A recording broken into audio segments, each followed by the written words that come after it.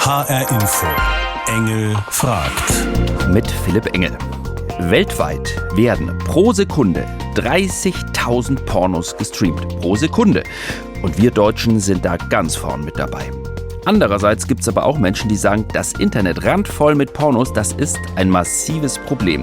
Denn im Netz finden sich auch jede Menge Pornovideos, die Gewalt zeigen oder sogar sexuellen Missbrauch. Das alles lässt sich kinderleicht auf den eigenen Bildschirm holen, oft sogar kostenlos. Pornos gucken. Ist das okay? Das will ich heute wissen bei Engel fragt. Fakt ist, allein eine Plattform wie Pornhub wird weltweit jährlich 42 Milliarden Mal angeklickt. Dort zu sehen, fast jede nur vorstellbare sexuelle Praktik. Explizit, in Großaufnahme und in Farbe. Aber wer dreht solche Filmchen eigentlich, die auf diesen Porno-Plattformen angeboten werden? Was sind das für Leute, die da mitmachen und wie sind die Produktionsbedingungen? Das will ich heute wissen. Mia Julia Brückner sollte das gut wissen. Mit ihr bin ich jetzt verabredet. Sie ist vielen als Schlagersängerin bekannt, vor allem mit Auftritten auf Mallorca, aber eben auch als Pornostar. Wir treffen uns in einem Frankfurter Hotel. Mit dabei ihr Ehemann Peter Brückner, Manager und Kameramann. Auf der Bezahlseite OnlyFans lädt Mia Julia regelmäßig Pornos hoch. Dass sie sich gerne beim Sex zugucken lässt, habe sie vor Jahren im Swingerclub gemerkt. Sie habe immer Lust auf Sex, erzählt sie mir, gerade wenn die Kamera läuft. Und dann geht's auch schon los. Wir sind in einem Hotelzimmer. Die Kamera ihres Mannes läuft und plötzlich werden unsere Aufnahmen Teil ihres eigenen Pornodrehs. Sie baut uns einfach ein, mit in ihren Film. So, meine Janina, ich ziehe mich jetzt um, weil wir sind nämlich hier in Frankfurt mit dem HR. Engel fragt, das ist die Sendung. Und ich soll heute zeigen, was ich so mache mit euch. Keine Ahnung, ich weiß es noch nicht so ganz. Und einfach Interview und alles, was dazugehört. Aber, was Sie nicht wissen, ich habe meinen Womanizer dabei. Ich habe gesagt, ja, ich mache jetzt mal so ein bisschen was. Aber ich werde es mir auf jeden Fall selbst machen. Mal schauen, wie die Männer reagieren. Wenn du jetzt sagst, du hast immer Lust, ne? Das ist so was mir so hängen geblieben ist. Ja. Das kann ich überhaupt nicht glauben. Also, dass man immer Lust Ja, weil Frauen wird oft nachgesagt, so, Frauen haben fast nie Lust. Fakt ist, dass ich muss mich da nicht überwinden oder so. Also es ist wirklich, ich würde mal behaupten, wirklich mindestens genauso oft wie ein Mann jeden Tag an Sex. Und ich versuche ihn auch so oft wie ein Mann zu haben. Also wenn ich jetzt weiß, dass ihr hier steht und ich soll jetzt da an mir rumspielen, dann macht mich das schon an. Ja, es tut mir leid für euch, aber das ist so. Ich glaube, das unterscheidet uns schon mal fundamental, weil für mich wäre das die abartigste Vorstellung, wenn mir dabei jemand zuguckt. Ich würde mich überhaupt nicht anmachen. Nenn mich spießig oder verklemmt, ich weiß nicht. Nö, gar nicht. Nein, ich bin aber auch, man muss das auch dazu sagen, wir sagen, jeder hat sein Konzept, sein Beziehungsmodell und jeder soll damit glücklich sein. Und sobald alle, die am Start sind, irgendwie glücklich sind, ist das gut, ja. Aber das ist das Wundergerät. Das Wundergerät. Mia präsentiert mir ihren Womanizer, ein kleines Masturbationsgerät für Frauen. Mia ist jetzt nackt, wirft sich aufs Hotelbett und beginnt sehr explizit an sich herumzuspielen. Ihr Mann filmt Mia. Ich gehe auf den Balkon, schaue durch die Glasscheibe zu. Mein Filmteam steht mit mir auf dem Balkon. Mia spricht in die Kamera ihres Mannes. Soll ich mich zu Philipp hindrehen oder soll ich mich lieber wegdrehen? Soll ich ihn wirklich richtig provozieren? Ich glaube, es ist besser. Mia steht jetzt auf, steht direkt hinter der Scheibe der Balkontüre, stöhnt, schaut mir in die Augen und masturbiert. Ich angezogen auf dem Balkon, durch eine Scheibe getrennt, aber doch mittendrin in diesem Pornodreh. Sehr strange Situation. Ich finde Mia ja echt nett und attraktiv, trotzdem wirklich an, macht mich diese Situation jetzt nicht. Eher im Gegenteil. Frage mich, ob sie gerade wirklich so viel Lust hat, wie es aussieht. Also ich komme echt vor wie so ein mieser Spanner. Echt. Es ist komplett unreal, irgendwie seltsam. Mia steht da hinter der Scheibe und spielt an sich rum. Super intim und hat einen Gesichtsausdruck, als würde es ihr wahnsinnig gefallen. Ja, wir sitzen weiter. Mir wird das alles zu viel. Ich verlasse die Szenerie, warte mit dem Team unten in der Lobby. Mia und ihr Mann drehen zu Ende und kommen dann gut gelaunt nach. So, wie geht's dir? Ja, es ist komisch. Also ich fand es, auf der einen Seite, ich stammel rum. Wenn ihr Kinder hättet, ab welchem Alter würdet ihr die Pornos gucken lassen? Definitiv volljährig 18. Also wir sind ein großer Verfechter davon, dass es einen Jugendschutz geben muss und soll. Definitiv. Wir regen uns da auch regelmäßig drüber auf. Ich finde auch, dass es bei Pornos ich kann mir in jedem Alter mit einem Klick auf dem Handy alles anschauen, ist nicht richtig. Bist du über 18? Da seid doch jeder Ja und klickt drauf. Gleichzeitig seid ihr ja auf einer Seite, wo das genau so ist. Wir sind auf einer Seite, also bei OnlyFans ist es ja... Also, nicht bei OnlyFans, sondern bei Pornhub oder wie die heißt. Ja gut, da ist Mia ja schon eh und je gewesen. Ne? Also das war ja, durch die alten Filme sind ja da in dem Rahmen eh. So. Ich glaube, dass sich da auch was tun wird, dass es auch irgendwann jetzt eine Altersverifizierung dort geben wird. Muss es auch, weil also ich finde einfach in der heutigen Zeit, wenn es so präsent ist, wenn es nur ein Klick von entfernt ist, dass du so hartes Material sehen kannst, ja, da muss einfach in der Schule auch drüber gesprochen werden. Dass du einfach sagst, also ich sag selbst auf Instagram oder so, ich beantworte deine Fragen und Nachrichten und tralala und sag selbst, mir tun die Männer und die Frauen in den jungen Jahren oft leid, weil die klicken vielleicht mal, auch wenn sie 18 sind, aber noch unerfahren, die klicken irgendwo drauf auf Pornhub oder sonst wo und sehen dann so richtig harten, dreckigen Sex, ja, wo jemand in unserem Alter sagt, ja geil, weil man sich schon rangetastet hat, aber mit 18 definitiv zu heftig. Gleichzeitig seid ihr aber auf Pornhub. Natürlich, weil ich aber auch bewusst sage, meine Sachen sind Erwachsenenunterhaltung. Genau, aber und jeder natürlich kommt da kann ich es drauf. nicht kontrollieren. Ja? Ich kann es natürlich, genauso wie im Club, wenn ich jetzt in der Diskothek spiele, kann ich auch nicht jeden kontrollieren, ob er nicht einen gefälschten Ausweis hat. Oder den von der Cousine oder so. Ein Restrisiko hast du immer, aber wenn man mich fragen würde, dann bestehe ich drauf, dass die Person über 18 ist. Okay, das waren ja mal ganz ungewohnte Einblicke, aber auch super spannend. Auch was die beiden zum Thema Jugendschutz sagen. Was mich zu der Frage bringt, was genau macht Pornokonsum eigentlich mit jungen Erwachsenen? Das habe ich mir mal angeschaut. Das erste Mal ein Porno gesehen war so ungefähr in der 6. Klasse. In die Klassengruppe wurde das von den Jungs geschickt, so als Scherz. In der Klasse wurde drüber geredet und dann hat man sich gefragt, ja, was ist es denn überhaupt? Und dann wollte ich halt sehen, wie es ist. Plötzlich waren die Pornos Teil von Annas Leben. Mit 12, als Sex für sie eigentlich noch gar kein Thema war. Anna möchte unerkannt bleiben. In Wirklichkeit heißt sie anders. Also ich war sehr schockiert, weil ich wurde nicht aufgeklärt und dann wusste ich nicht so genau, was es genau ist. Mittlerweile ist die Schülerin 15. Bei ihr war es die Neugier, die sie getrieben hat, Pornos zu schauen. Viele machten es aber auch, um einfach dazuzugehören. Ich glaube nicht, dass jeder, der sagt, oh, es ist so geil, dass es wirklich für die so geil ist, sondern dass es auch so ein bisschen Gruppenzwang ist. Wenn der eine sagt, oh ja, ich habe mir gestern Porno angeguckt, das war so geil, dann glaube ich, kriegt man da als Junge mit wenig Selbstvertrauen, denkt man dann, okay, ich muss es jetzt auch machen. Anna ist keine Ausnahme. Wie rund 100 andere Kinder und Jugendliche geht sie nach der Schule häufig in die Arche, ein kirchliches Jugendzentrum, zum Hausaufgaben machen, zum Abhängen mit Freunden. Der Leiter der Arche, Daniel Schröder, ist sich sicher, im Alter von 12 haben hier schon fast alle Pornos gesehen.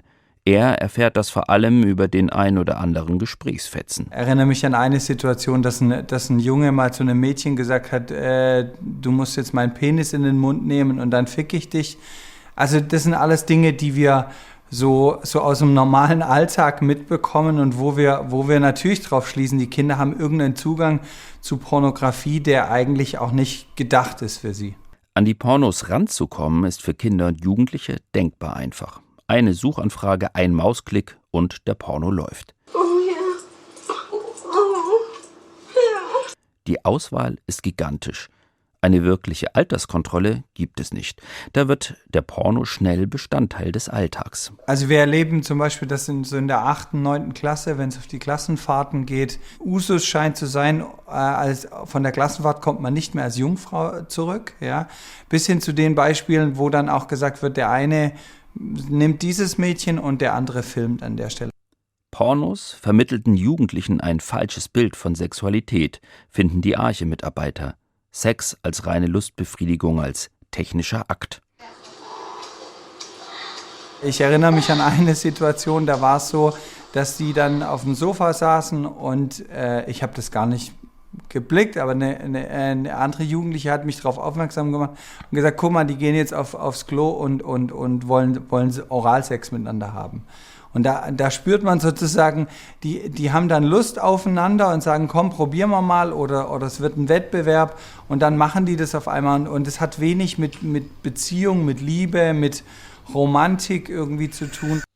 Pornos machten den Sex egozentrischer. Diese Gefahr sieht auch der Gießener Universitätsprofessor Rudolf Stark. Er erforscht, wie sich regelmäßiger Pornokonsum auf das menschliche Gehirn auswirkt. Es ist auf jeden Fall zu befürchten, dass wenn man eben sehr früh mit Pornografiekonsum anfängt, immer größere Schwierigkeiten hat, sich auf partnerschaftliche Sexualität überhaupt einzulassen. Wo es immer um Kompromissbildung auch geht, wo es immer darum geht, sich gegenseitig auch ein Stück weit darüber zu informieren, was man gerade möchte. Und nicht nur das. Pornos vermittelten auch falsche Vorstellungen und führten beim Sex zu Leistungsdruck. Die meisten Pornos sind Kunstprojekte eigentlich, also wo eben klar ist, dass eben die Darsteller fantastisch aussehen, die Männer fantastisch lange beim Sex durchhalten und das kann natürlich Druck erzeugen. Als wir dann in die Pubertät kamen und die Jungs dann halt da ihre Reize bekommen haben und dann gesagt haben, oh ja, ich habe gestern den Porno geguckt und da hatte die so riesen Brüste oder so ein riesen Arsch und dann hast du dich als Mädchen, da muss ich das auch haben. Brauche ich das, um von den Jungs anerkannt zu werden? Und das hat mich schon sehr unter Druck gestellt. Anna schaut mittlerweile keine Pornos mehr. Sie möchte sich Sex nicht länger als lieblosen Akt anschauen und sie verurteilt die Rollenbilder der Pornos. Die Frau macht das, was der Mann will und der Mann bestimmt jetzt zum Beispiel die Position oder was weiß ich. Oder der Mann ist in den Stories da sozusagen der Chef von der Frau oder der erniedrigt sie komplett oder beleidigt sie oder schlägt sie. Und da wird ja eine Frau schon sehr halt runtergemacht. Ich finde eigentlich, Sex sollte einfach auch eine Vertrauensbasis haben. Ich habe da immer noch so dieses Bild, da muss was sein, um das zu machen. Das kann nicht einfach so passieren. Das fand ich schon sehr krass, was die Kids da erzählt haben. Insofern stellt sich die Frage, ist Porno gucken okay, schon nochmal ganz anders, gerade wenn es um Heranwachsende geht. Ich bin jetzt verabredet mit einer Frau, die eine Petition gestartet hat mit der Forderung, Kinder vor Pornos zu schützen. Die Frau, Tabea Freitag, hat das deshalb gemacht, weil sie als Psychologin jeden Tag mit den Folgen von übermäßigem Pornokonsum konfrontiert ist. Sie beraten ja jetzt vor allem Erwachsene. Zeigt sich eigentlich bei diesen Erwachsenen auch, dass die Schaden genommen haben aus jugendlichem Pornokonsum? Seit 2005, 2006 hatte ich mehrere Frauen, die sexuell missbraucht wurden, nachdem der Bruder, Cousin, Nachbar Pornos konsumiert hat. Und das hat mich hellhörig gemacht, dass da etwas nachgespielt wurde, was sie in Pornos gesehen haben und das teilweise sogar in guten, empathischen Familien. Und habe dann angefangen, mir die Studien zu besorgen, wie Pornos sich auf Jugendliche auswirken. Da gibt es inzwischen eine ganze Menge an Studien, die zeigen, dass sie diese Skripte, diese Filme, diese Praktiken zum großen Teil übernehmen und meinen, das ist doch nur Sex. Das kann ich mir nehmen und so kommt es eben ganz vielfach auch zu Übergriffen unter Kindern. Und die Pornos, sagt sie, bewirken auch, dass bestimmte Praktiken als völlig normal gesehen werden. Zum Beispiel eine extreme Zunahme von Analsex, wo Jungen nach einer britischen Studie gefragt wurden, ganz häufig sagen, sie finden es okay, auch Mädchen dazu zu zwingen. Und ich erlebe in der Therapie auch, dass junge Frauen sagen, dass es von ihnen erwartet wird, wenn sie, egal ob es schmerzhaft, ob sie es eklig, ob sie etwas demütigend finden, das wird einfach von ihnen erwartet, dass sie es trotzdem mitmachen. Was Tabea Freitag mir erzählt, macht mich echt nachdenklich. Ist Pornogucken also nicht okay? Aber andererseits lässt sich das, was die Psychologin in ihrer Praxis zu hören bekommt, verallgemeinern? Als ich jung war, wir haben auch Pornos geguckt. Die haben wir irgendwo im Bücherschrank der Eltern entdeckt. Oder wir sind aufs Dach gestiegen, weil das Autokino in Sichtweite war und haben irgendwie Russ Meyer-Filme angeguckt. So richtig geschadet hat es uns nicht. Also gibt es vielleicht Einzelfälle, denen es schadet, aber im Großen und Ganzen nicht so das Problem für Jugendliche? Also es hängt erstmal vom Alter natürlich auch ab. Also für Menschen, die schon Vorerfahrungen haben, schon sexuelle Beziehungen haben, die haben natürlich einen anderen Referenzwert als jemand, für den das sozusagen die Sexualaufklärung ist. Zum anderen sind die Pornos heute so viel härter und gewalttätiger als damals die Heftchen. Das ist eigentlich gar kein Vergleich mit dem, was es früher gab. Und inzwischen kommen halt durch die Corona-Zeit im Lockdown nochmal verstärkt schon Grundschulkinder zu Hause auf richtig harte, gewalttätige Pornos. Da haben Sie auch eine Petition jetzt gestartet, dass das vom Jugendschutz anders geregelt wird. Wieso ist das überhaupt erlaubt in Deutschland? Oder wieso ist das möglich, dass Sechsjährige ohne Problem auf solche Seiten kommen? Naja, erlaubt ist es eigentlich nicht. Wenn wir unsere Gesetze anwenden würden, ist das Zugänglichmachen von Pornografie unter 18-Jährigen eigentlich nicht erlaubt und strafbar.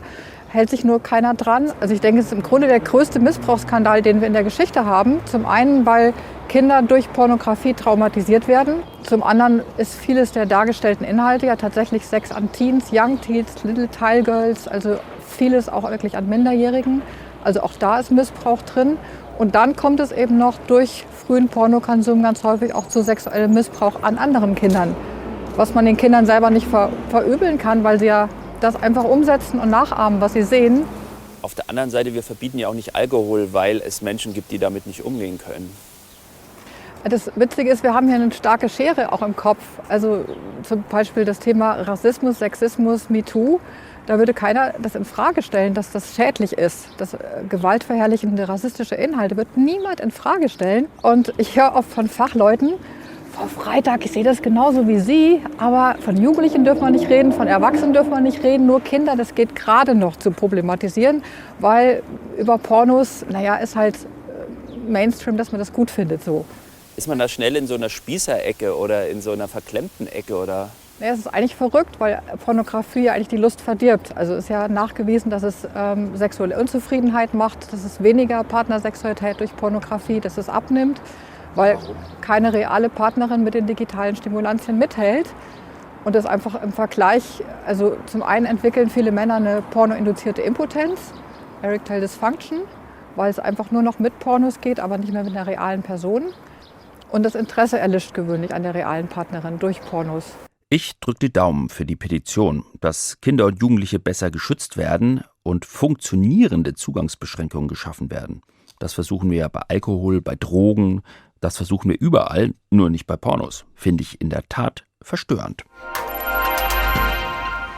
Ich frage mich heute, ist Porno gucken okay? Also ich bin jetzt schon so ein bisschen hin und her gerissen. Auf der einen Seite Julia und ihr Mann, für die Pornos das Natürlichste der Welt sind. Auf der anderen Seite dann die Psychologin, die schon auch die Schattenseiten gezeigt hat. Klar, man will jetzt auch kein Sexspießer sein, aber nur okay scheinen mir Pornos nicht. Ich bin jetzt verabredet mit einer Frau, die 25 Jahre lang Pornos verkauft hat. Sie hat einen kleinen Laden in Frankfurt. Inside Her, Yes, We Come. Also der Name ist schon mal geil. In ihrem Laden führt Sandra Maravolo alles, was Frauen und Paare antören soll. Auch anspruchsvolle Pornofilme gehörten lange Zeit zum Sortiment, bis das Internet das große Pornofilmgeschäft übernommen hat.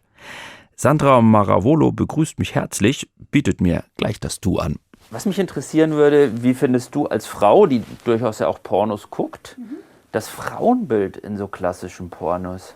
Grauenerregend. Also es ist wirklich fürchterlich. Ich meine, allein schon Gangbang, entschuldige bitte, ja. Da sind echt Fußballmannschaften, einer nach der anderen, rutscht da über irgendwelche Mädchen rüber, die so winzig sind, sehen aus oft wie 13 und so weiter. Eine Frau ist da tatsächlich einfach im Grunde ein Objekt. Also es ist ja gar nicht ein Mensch, ne? Also nicht mit ihrer Sexualität, die wird nicht dargestellt, so wie sie wirklich Sexualität empfindet. Ich finde das Horror, ehrlich gesagt. Und ich finde Pornografie gut, aber wirklich gute Pornografie gut. Wie explizit muss Sex sein in einem Porno? Explizit. Auch für Frauen, by the way. Also auch Frauen gucken gerne genau hin, die haben gerne Close-ups, logisch, ja. Ich meine, wir vögeln ja auch gerne, so ist es ja nicht, ja. Aber es darf halt nicht so platt sein, es darf nicht so zack, treffen, rein, raus, arrivederci, laut gekrischen und fertig, ja. Und so ist es ja eigentlich bei all diesen Filmen, ja. Da guckst du so, allein wenn du es hörst, ohne dir das Bild anzugucken, hörst du ja sofort, stimmt doch alles nicht, ja. Mist. Was ist für dich ein guter Porno? Ich mag ja Geschichten gern, also nicht stundenlanges Gelaber oder so, aber so Herleitungen, wo ich mir vorstellen kann, okay, klar, die haben sich kennengelernt, die gehen nicht nach 2 Minuten in die Kiste, sondern treffen die sich nochmal, finden sich ganz gut, sowas, ne? Und mir gefällt ein schönes Ambiente vor allem.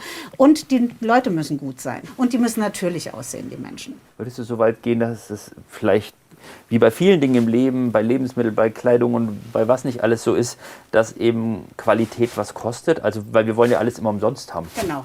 Deshalb gibt es auch so schlechte Pornos. Kostet ja nicht viel, so eine Produktion. Ne? Da hast du billige Leute und mehr brauchst du eigentlich nicht. Das Ambiente ist eigentlich völlig wurscht.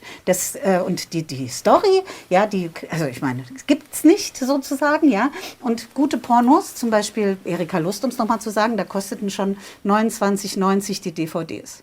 Das ist viel. Also gewesen, auch schon vor ein paar Jahren noch, ne? Richtig viel Geld. Aber die Leute haben es tatsächlich gekauft, weil es solche Mangelware ist. Was mich jetzt interessiert, gibt es auch in Deutschland Pornos, die von sich behaupten können, dass sie unter ethischen Bedingungen produziert wurden, vielleicht sogar unter feministischen Bedingungen. Eine Firma habe ich gefunden, die das für sich in Anspruch nimmt, und zwar in Freiburg. Wie sieht das dann in der Praxis aus? Und ist das dann auch gut? Regiebesprechung für einen neuen Pornofilm. Ich dachte, wir quatschen heute einfach mal so ein bisschen das Konzept durch. Ganz wichtig wäre, glaube ich, dass wir uns einmal überlegen, was sind so Anforderungen an die Location. Kira produziert Pornos. Vor 4 Jahren gründete sie zusammen mit ihrem Geschäftspartner Leon Feuerzeugfilms. Ein ungewöhnliches Projekt für 2 Freiburger Studenten. Das Start-up will sich absetzen vom klischeehaften Rein-Raus-Film. Ich fand diese Idee super, dass man sagt, hey, Porno geht auch anders. Und das ist eine sehr kleine Nische noch. Und da dachte ich, ja, da braucht es eigentlich viel, viel mehr. Und wie das so ist, ne, sitzt du zusammen, trinkst ein Bierchen, quatscht ein bisschen. Und irgendwann war die Idee da, wo wir gesagt haben, okay, wir machen jetzt ein Projekt draus. Was als bierselige Idee begann, wuchs sich dann zu einer kleinen Firma aus. Das Konzept: faire feministische Pornos produzieren und damit dem Mainstream-Porno eine Alternative entgegensetzen. Die Filme von Kira und Leon sollen authentisch sein. Explizite Szenen können frei improvisiert werden. Die Performer und Performerinnen tun nur das, worauf sie spontan Lust haben. Und auch Diversität steht im Vordergrund. Also das fängt schon damit an, wie wir casten. Wir casten immer ohne Bild, weil wir einfach auch nicht unterbewusst nach irgendeiner Optik auswählen wollen, weil für uns eigentlich wichtiger, hey, stimmt es von der Motivation, passt es von den Werten, hat jeder Bock auf den Film? Und dann haben wir uns schon natürlich das Ziel gesetzt, eine Vielfalt an Körperbildern darzustellen, an sexuellen Praktiken, an sexuellen Orientierungen, an Geschlechter. Die Darstellungsweisen auf Mainstream-Portalen wie Pornhub und Co. dagegen seien wenig authentisch oder divers. People of Color, asiatische oder homosexuelle Menschen würden in extra Kategorien gesteckt und damit zum Fetisch. Und doch ist Mainstream-Porno unglaublich beliebt, auch weil er kostenlos ist. Die Filme von Kira und Leon kosten um die 8 €. Dafür sei sichergestellt, dass die Darstellerinnen und Darsteller faire Verträge hätten und geschützten, einvernehmlichen Sex praktizierten. Und sogar Dialoge gibt es manchmal. Ganz oft fühlt es sich ja für uns noch seltsam an, ein Gespräch darüber zu führen, hey, wo sind deine Grenzen, was magst du, darf ich das tun? Und es sollte sich ja überhaupt gar nicht seltsam anfühlen, aber es fühlt sich eben seltsam an, weil wir dafür auch keine Bilder haben, sowohl jetzt in Pornos als auch in Spielfilmen. Zuletzt haben Kira und Leon ihren zweiten Pornofilm Seeseiten gedreht, an einem See in Freiburg. Wenn jetzt heute Drehtag wäre, dann hätte der Tag auf jeden Fall damit begonnen, dass wir eben aufbauen, schon mal gucken, wo kommt was hin, teilweise das auch schon aufgebaut haben. Und dann, ganz wichtig, erster großer Tagesordnungspunkt, gemeinsames Frühstück. Es geht auch darum, dass einfach eine schöne Atmosphäre herrscht, alle Bock drauf haben, dass eine spaßige Veranstaltung ist. Die Realität von Pornoproduktionen kann aber auch eine ganz andere sein. Pornhub geriet zuletzt in Verruf wegen Videos mit Opfern von Menschenhandel, sexuellem Missbrauch an Kindern oder Rachevideos, die hochgeladen wurden gegen den Willen der Gezeigten.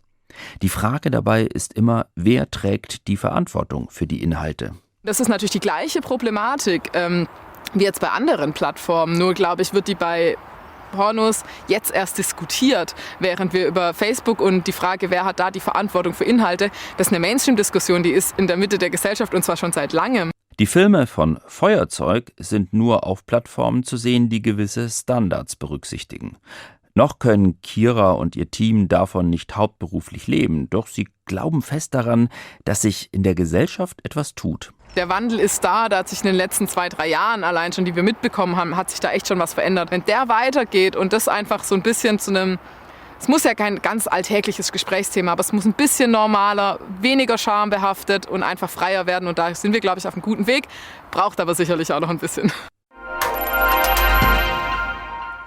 Ob jetzt ethisch-feministische Pornos die Alternative sind, Ich weiß es nicht, aber bitte, das ist ja echt Geschmackssache. Ich merke, dass ich aber noch viele Fragen im Kopf habe nach dem Gespräch mit der Psychologin und dem Gespräch mit Sandra, der Erotik-Shop-Besitzerin. Fragen, die ich jetzt unbedingt noch loswerden möchte an Mia und ihren Mann Peter, mit denen ich deshalb jetzt nochmal verabredet bin. Ich habe mich ja eine Sache gefragt, kann ich als Konsument eigentlich mit gutem Gewissen auf so einer Internetplattform auf Pornos klicken, weil ich weiß ja nie, unter was für Bedingungen diese Filme entstanden sind. Also ist das wirklich erwachsener, freiwilliger Sex oder sind das Minderjährige? Ist das eine Vergewaltigung? Ist das Zwangsprostitution? Wow, das ist eine krasse Frage, aber ich glaube, also wir können nur von unseren Erfahrungen sprechen und ich habe mit so vielen Darstellerinnen und Darstellern schon geredet und so viele Leute auch schon kennengelernt.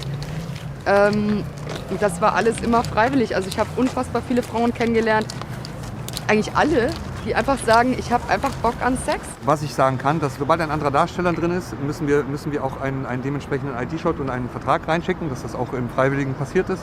Das müssen wir angeben oder wir müssen den zumindest markieren, der muss dort bekannt sein. Also wir machen auch Gesundheitstests, dann mit Ausweisen, mit allem drum und dran. Also so wird im Profibereich gearbeitet. Aber ob es schwarze Schafe gibt und das zu verneinen oder zu verjahren, das kann ich gar nicht sagen. Die Psychologin, die ich getroffen habe, die unterzeichnet eine Petition, dass so Plattformen wie Pornhub einfach geschlossen gehören, weil die nicht wirklich kontrollieren, was da drauf geladen wird. Ich glaube, dass sowas wie Pornografie sich auf Dauer nicht verbieten lässt oder auch nicht einfach mit einem Klick abschalten lässt. Das, ich finde es aber auch nicht richtig, dass man jetzt mal im Allgemeinen dieses Thema Pornografie ist so schlecht und so böse. Das finde ich einfach auch auf gut Deutsch scheiße, weil ich bin eine sehr emanzipierte Frau. Ich sage immer, was ich denke und wenn mir was gegen den Strich geht, dann mache ich meinen Mund auf und da fühle ich mich als Frau einfach angegriffen, weil ich sage als Frau, ich möchte mir das nehmen. Und es ist mein gutes Recht dazu, dass ich auch Sex habe in dieser Form. Aber dass man die Sicherheit verstärkt, ich glaube, das ist was anderes.